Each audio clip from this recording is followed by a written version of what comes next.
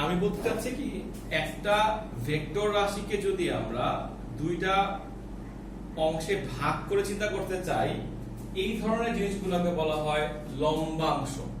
কিরকম?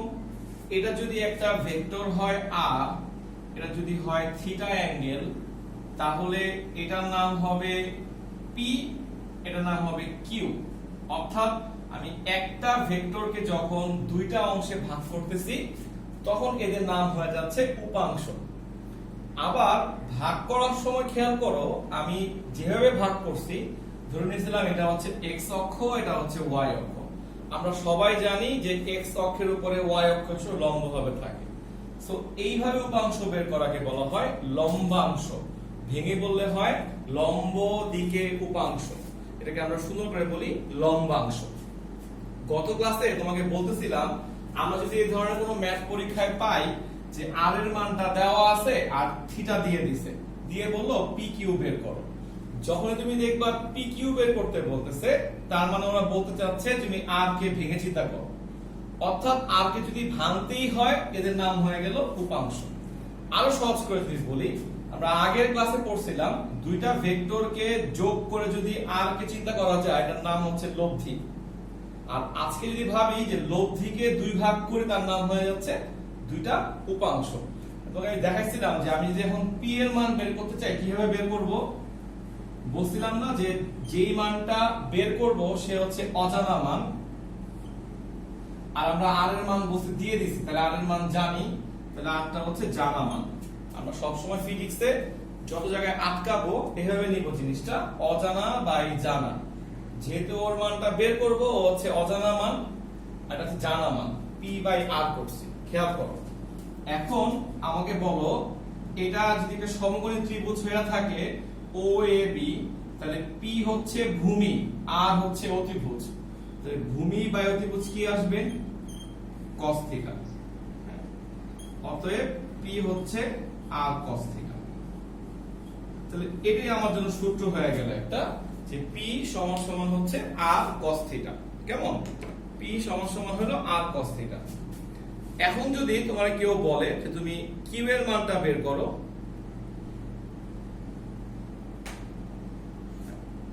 কেউ বলে কিউ এর মানটা বের করো, এটা যদি কিউ হয় তাহলে এটা অবশ্যই কিউ। কেমন? এটা কিউ হলে এটাও কিউ, তাহলে আমরা কিউ বাই আর নিব। কিউ বাই আর নিলে এটা হচ্ছে লম্ব, এটা হচ্ছে অতিভুজ, চলে আসলো sin থিটা। সুতরাং আমরা বলবো কিউ সমান সমান আর sin থিটা। এই হলো জিনিসটা। কেমন? দেখো, গত ক্লাসেও পড়াইছি, আজকেও পড়াইছি, সামনে আরো অনেকবার কথাটা বলতে হবে। হ্যাঁ, এটাকে আমরা বলি যে লম্বাংশ। অর্থাৎ পি হচ্ছে আর cos থিটা, কিউ হচ্ছে আর sin থিটা।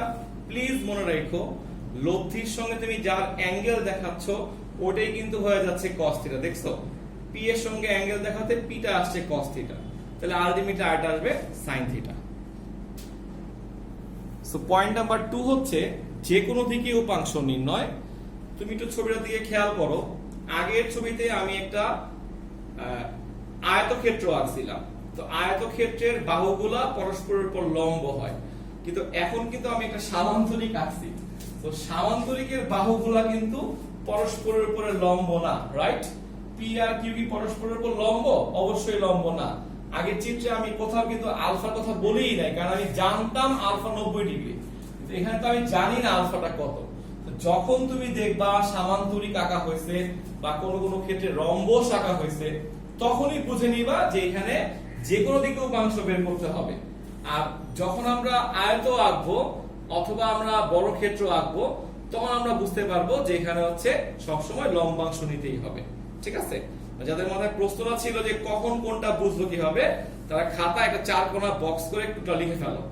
যখন আমরা ছবিতে দেখবো সামান্তরিক আঁকা আছে অথবা রম্বস আঁকা আছে, আশা করি আমার ল্যাঙ্গুয়েজ গুলো বুঝতেছো, তখন আমরা করে নেব হচ্ছে যে কোনো দিকে উপাংশ। তার সূত্র আমি বের করে দেখাচ্ছি। আর যদি কখনো দেখো যে না আয়তক্ষেত্র আর বড় ক্ষেত্র আঁকা আছে, তখন তুমি বুঝতেই পারবে এটা হচ্ছে লম্বাংশ নিতে হবে। এই সূত্রটার প্রমাণ করতে গেলে ম্যাথের একটা সূত্র লাগে, এটা তুমি ম্যাথ বইয়ে পড়বা এটাকে বলা হয় সাইন সূত্র। যাদের অনেক আগ্রহ তারা লিখে রাখতে পারো, বাকি না লিখলেও চলবে। লিখো, আমি বলি। জিনিসটা হচ্ছে এরকম, কোন একটা বিন্দুতে যদি তিনটা ভেক্টর ক্রিয়াশীল হয়, কোন একটা বিন্দুতে যদি তিনটা ভেক্টর ক্রিয়াশীল হয়, তাহলে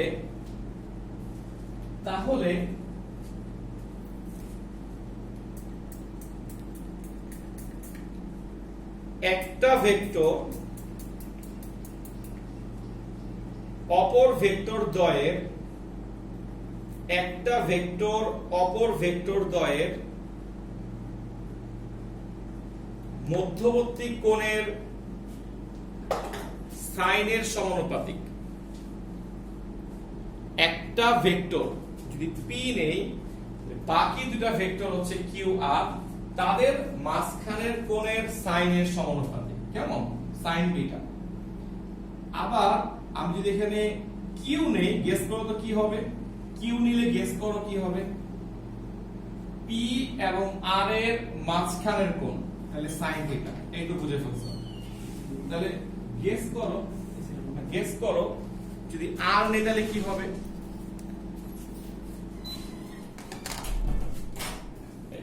এই তো হয়ে গেল। তাহলে আর সমানুপাতিক সাইন আলফা। পরে আমি ফ্রি ম্যাথ পড়া দিচ্ছি, দেখছো? আচ্ছা, তাহলে আমি যদি এর একটা সমানুপাতিক ধ্রুবক নিয়ে আসি, কে, নোট করে ফেলো, কে হচ্ছে সমানুপাতিক ধ্রুবক, তাহলে লেখা যায় সাইন বিটা। আমি একটা কনস্ট্যান্ট আনলাম কে, হয়ে গেল সাইন থিটা, আনলাম আর, হয়ে গেল কে সাইন আলফা। অর্থাৎ আমার এখানে নোট করবা কে হচ্ছে সমানুপাতিক ধ্রুবক।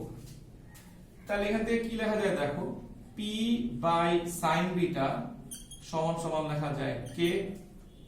সুতরাং কিউ বাই সাইন থিটা সমান সমান কে। সুতরাং আর বাই সাইন আলফা সমান সমান কে। অর্থাৎ আমি লিখে ফেলতে পারলাম এই সবগুলো অনুপাত হচ্ছে কে এর সমান। কেমন? লেখা হয়ে গেল। এখন তুমি দেখো এই, হ্যাঁ, এখন তুমি দেখো সবাই যদি কে এর সমান হয়, তাহলে আমি কি লিখতে পারি যে পি বাই সাইন বিটা সমান সমান কিউ বাই সাইন থিটা সমান সমান আর বাই সাইন আর। ঠিক আছে না? এটা লেখা যায়। সুতরাং আমি যদি আরেকটু কাহিনী করি, যে এইটা সমান সমান এইটা ভাবি, তাহলে কি লেখা যায়? পি সমান সমান আর sine beta divided by sine alpha. অবশ্যই লেখা যায়। আবার যদি ভাবি এটা সমান সমান এইটা, তাহলে কিউ সমান লেখা যায় কি?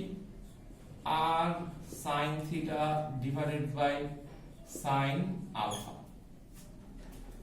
আর একটু পাকনামি করা যেতে পারে, আমি এটা মুছে ফেলি। কেমন? এটা লেখা হয়েছে আশা করি সবার। এটা মুছে ফেললাম। আর একটু পাকনামি করা যায়, সুতরাং পি সমান সমান লেখা যায় আর সাইন বিটা। দেখো আলফা কিন্তু পুরো কোণটা, তাই না? তাহলে আলফা মানে কি লেখা যায়? Theta plus beta. So sign theta plus beta. তোমার বইয়ে এটাকে সূত্র বানাচ্ছে সরাসরি, বুঝছো? সুতরাং কিউ লেখা যায় কি ভাবো তো? আর sine theta divided by sine theta plus এই। আমি চাইছিলাম তোমার সরাসরি লিখে দিতে, কিন্তু আমি জানি এরপর আমার কাছে 5টা কোশ্চেন আসবে যে কেমনে আসছে। হ্যাঁ, দেখা রাখলাম। যাদের ভাল লাগে তুলো। কিন্তু সমান বলে নাই, সমান বলতে মানে হ্যাঁ নেওয়া যায়, কিন্তু মানে আমাদের যে কোনো দিকে উপাংশের সূত্রটা হচ্ছে এভাবে বের করা হয়েছে। তোমাকে আমি বলি, শুনো, তোমাকে আমি বললাম একটু আগে, তোমাকে আর দেওয়া থাকবে এখানে, তোমাকে তো পি কিউ দেওয়া থাকবে না। পি বের করবা, কিউ বের করবা। সো তুমি যদি পি এর মধ্যে কিউ এর ঢুকায় রেখা দাও, তোমার ঝামেলাটা বেড়ে যাচ্ছে না? মানে আমি পি টাকে প্রকাশ করলাম আর এর সাহায্যে, কিউটাকেও আর এর সাহায্যে। তোমার বই খুলে দেখবা স্টার্টিং এই সূত্রটা আছে, এই যে এটা লেখা আছে। আর প্রমাণটা তুলে রাখো। যদি মনে হয় হ্যাঁ লিখলাম তো, একই তো কথা হইলো, একই কথা হইলো না? মানে আমি তো আলফার জায়গায় লিখলাম, তাই না? একই তো কথা হইলো। আচ্ছা, যাদের থিওরিটা ভালো লাগবে না তারা থিওরিটা পড়োই না কখনো, সূত্র ডিরেক্টলি মুখস্থ করবা। আর যারা থিওরিটা বোঝা হয়েছে তারা বুঝে রাখতে পারো বেটার। হ্যাঁ, দেখো আমি কি বলতেছিলাম। এই যে আমি পি আর কিউটা বের করলাম, আমাদের সূত্রটা আমরা এভাবে মনে রাখবো। কেমন? যখন আমরা পি বের করব, দেখো এখানে অ্যাঙ্গেলটা কিন্তু হচ্ছে উল্টা। উল্টা বলতে কি বুঝাইলাম? পি এর অ্যাঙ্গেলটা কিন্তু এখানে আসতেছে না, আসতে কারটা বিটা। আবার যখন আমি কিউ বের করব তখন কিন্তু অ্যাঙ্গেলটা হচ্ছে থিটা। অর্থাৎ একটু মনে রেখে হবে যে হচ্ছে সোয়াপ হয়ে যাচ্ছে। পি এর মান বের করতে গেলে উপরে তো আর থাকবেই, আর অ্যাঙ্গেলটা হবে উল্টাটা, কিউ এরটা, আর নিচে তো পুরো অ্যাঙ্গেলটাই হবে। আলটিমেটলি তুমি এটা আলফা লেখো, থিটা প্লাস বিটা লেখো, এই পুরো অ্যাঙ্গেলটা এটা বুঝে ফেললেই হয়েছে। আর কিউ যখন বের করবা তখন হচ্ছে উপরে অ্যাঙ্গেলটা হবে থিটা, থিটা প্লাস বিটা দিয়ে থাকতেছে। এভাবে পড়ে ফেলো জিনিসটা, তোমার তাহলে মনে রাখতে সুবিধা হবে। কেমন? পরীক্ষায় যদি এইভাবে একটা অঙ্ক দিয়ে বলে, জাস্ট বললো পি আর কিউ এর মান বের করো, তুমি তো দেখতেই পারতেছো এটা সামান্তরিক আঁকা হয়েছে। তো এখানে কোনোভাবেই তুমি ভাববা না লম্বাংশ, ভাবতে হবে এটা হচ্ছে যে কোনো দিকে উপাংশ। তো আমি সরাসরি লিখবো কিভাবে, দেখো পি সমান সমান উপরে হবে আর, আর জায়গায় কত আছে 20 সাইন, বুঝছিলাম না? পি এর সময় অ্যাঙ্গেল হবে উল্টাটা, এটা ভুল না করলেই হইলো। কেমন? আর নিচে হবে 20 প্লাস 30, তুমি যদি বুঝো তাহলে একবার লিখবা 50। এখানে একটা অ্যান্সার বের করবা, হবে এত নিউটন, কারণ আমার লব্ধির মান নিউটনে দেওয়া ছিল। সো আর এর মান এটা নাম নিউটনে আসবে, মিটার হলে মিটারে আসতো। ঠিক আছে, metre per second metre per second হতো। আশা করি সবাই এই জায়গাটা বুঝতে পারছো আমি কি বলতে চাচ্ছি। আর কিউ যখন বের করবা তখন উপরে হবে আর সাইন, তো কিউ বললে উল্টা অ্যাঙ্গেলটা হচ্ছে 20 ডিগ্রি, তাহলে 20 ডিভাইডেড বাই সাইন 50। এই হচ্ছে অ্যানসারটা। এখন নিজেকে প্রশ্ন করো তুমি পুরো জিনিসটা ক্লিয়ার হয়েছে কিনা, তাইলেই হয়ে গেল। তাহলে আর কোনো অঙ্কে আটকাবো না ইনশাআল্লাহ। টপিকটার নাম হচ্ছে ত্রিমাত্রিক স্থানাঙ্ক ব্যবস্থা। ছবিটা আঁকবা, এক পাশে একটা সংজ্ঞা লেখো প্রথমে। হ্যাঁ, সংজ্ঞা হচ্ছে ত্রিমাত্রিক স্থানাঙ্ক ব্যবস্থায়, এভাবে লেখো, ত্রিমাত্রিক স্থানাঙ্ক ব্যবস্থায় তিনটি ধনাত্মক অক্ষ বরাবর, তিনটি ধনাত্মক অক্ষ লেখার পরে একটা ব্র্যাকেট দিয়ে লিখবা x, y, z। হ্যাঁ, তিনটি ধনাত্মক অক্ষ বরাবর, তিনটি ধনাত্মক অক্ষ বরাবর তিনটি একক ভেক্টর, তিনটি একক ভেক্টর যথাক্রমে, এখানে তিনটি একক ভেক্টর লিখে ভিতরে লেখো যথাক্রমে, এভাবে লিখবা আই ছোট হাতের অক্ষর, উপরে এই সাইনটাকে আমরা নাম দিব ক্যাপ চিহ্ন। ক্যাপ বাংলায় বলে টুপি, আমরা ইংলিশে বলি ক্যাপ চিহ্ন, আই ক্যাপ। কেউ কেউ আই হ্যাটও বলে, ওই যে hat, H A T hat. I J K তিনটাই ছোট হাতের অক্ষর হবে এবং সবগুলো অক্ষরে ক্যাপ চিহ্ন দিবে একটা করে। তাহলে তিনটা ধনাত্মক অক্ষ x, y, z বরাবর তিনটি একক ভেক্টর যথাক্রমে i, j কে বিবেচনা করা হয়, বিবেচনা করা হয়। এদেরকে আয়ত একক ভেক্টর বলে, এদেরকে আয়ত একক ভেক্টর বলে। জিনিসটা বুঝো, একদম ক্লিয়ার কাট কথা। আজকের পর থেকে আই ক্যাপটা শুধুমাত্র এক্স অক্ষের জন্য। অর্থাৎ ধরো আমি বলতে চাচ্ছি আমি এক্স অক্ষ বরাবর 4 মিটার গেলাম, আমি এক্স অক্ষ বরাবর 4 মিটার গেলাম, এই কথাটাকে আমরা নোট করব 4i ক্যাপ। খেয়াল রাখো এই যে আজকের পর থেকে মিনিট আমাদের ঠিক হয়ে গেল। এই 4টা হচ্ছে মান, আর আই ক্যাপটা আমাকে বুঝাবে তুমি কোন অক্ষ বরাবর গেছো।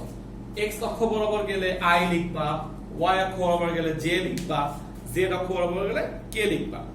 তুমি কোনোভাবে এটা চেঞ্জ করতে পারবা না, সবার জন্য সব বইয়ের জন্য ফিক্সড।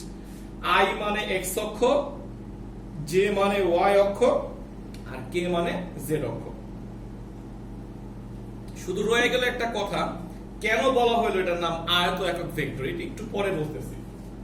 আমরা সবাই একটা ছবি এঁকে ফেলবো এখন, ঠিক আছে, প্রমাণটা শেখার জন্য। আবারও বলতেছি, প্রমাণটা পরীক্ষায় আসবে না, তোমাকে মনের সান্ত্বনা দেওয়ার জন্য প্রমাণটা দেখাচ্ছি। দেখো, তুমি একটা বিন্দু ধরবা, এটার নাম হচ্ছে পি, এটার নাম হচ্ছে এক্স কমা ওয়াই কমা জেড।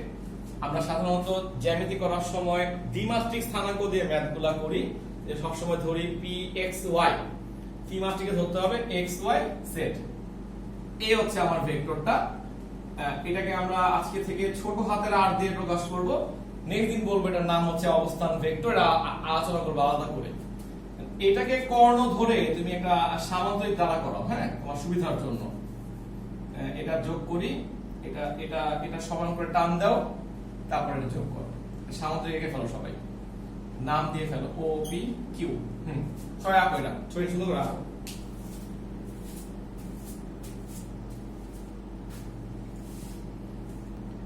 এবার দেখো, এই যে আমি ও কিউটা আঁকলাম না, এইটাকে আবার কর্ণ মনে করে তুমি আরেক সামান্তরিক আঁকো, এই যে এইভাবে। এই দ্যাটস ইট। এর নাম দাও এল, এর নাম দাও এম, এটার নাম দাও এন পয়েন্ট। বাস, ছবিটা হয়ে গেল।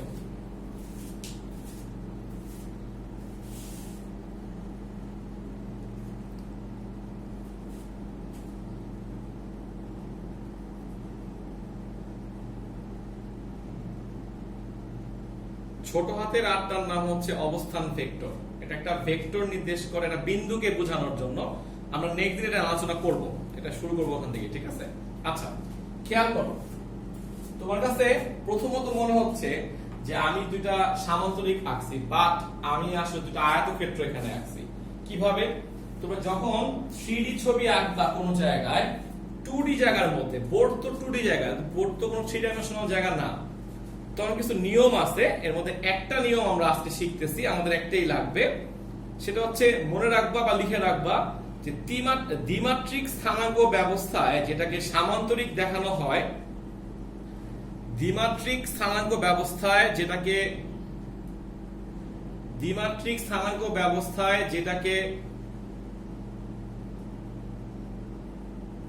লিখছো, দ্বিমাত্রিক স্থানাঙ্ক ব্যবস্থায় যেটাকে সামান্তরিক আঁকা হয়, ত্রিমাত্রিক স্থানাঙ্ক ব্যবস্থায় তা হচ্ছে একটা আয়তক্ষেত্র। ত্রিমাত্রিক স্থানাঙ্ক ব্যবস্থায় তা হচ্ছে একটা আয়তক্ষেত্র। কিভাবে দেখাচ্ছি আমি, দেখো।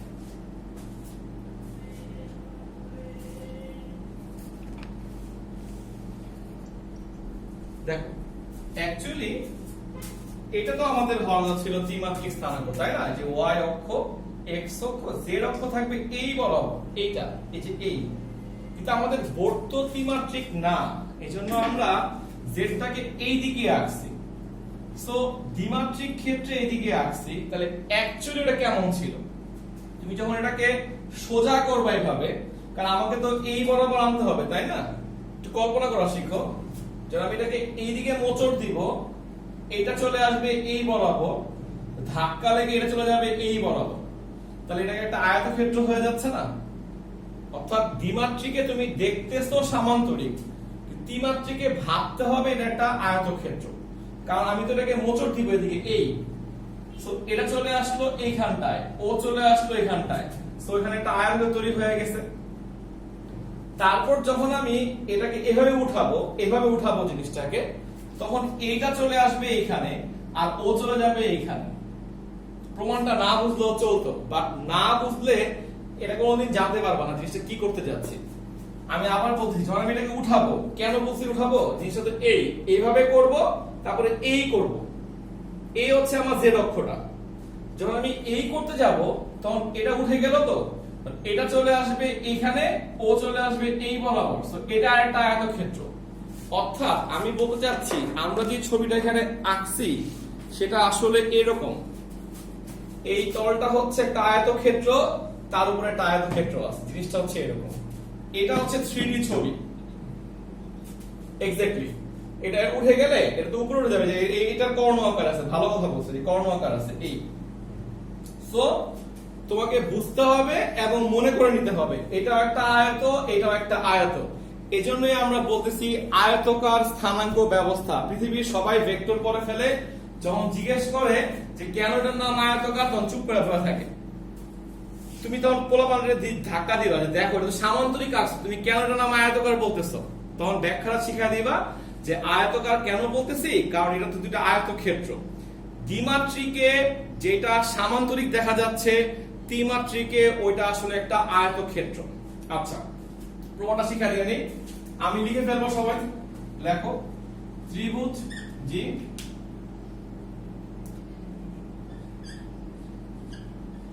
এটা আয়তক্ষেত্র হচ্ছে না, দেখো তুমি যখন তুমি এটাকে সোজা করে ফেলবা, এটা চলে আসবে এই বরাবর, তাই তো এক লম্বায় চলে আসলো, তো ওর ধাক্কায় তো এটাও চলে আসবে এখানে, তাহলে আয়তক্ষেত্র হচ্ছে না?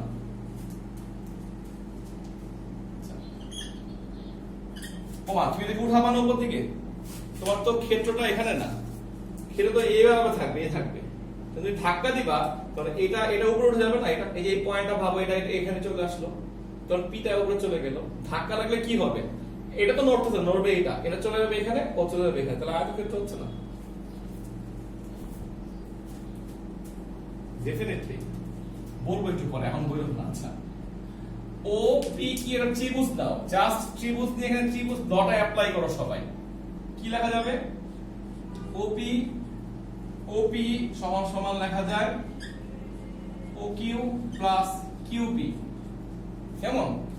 ওপি সমান সমান লেখা যায় ও কিউ প্লাস ওপি, ও কিউ প্লাস কিউপি।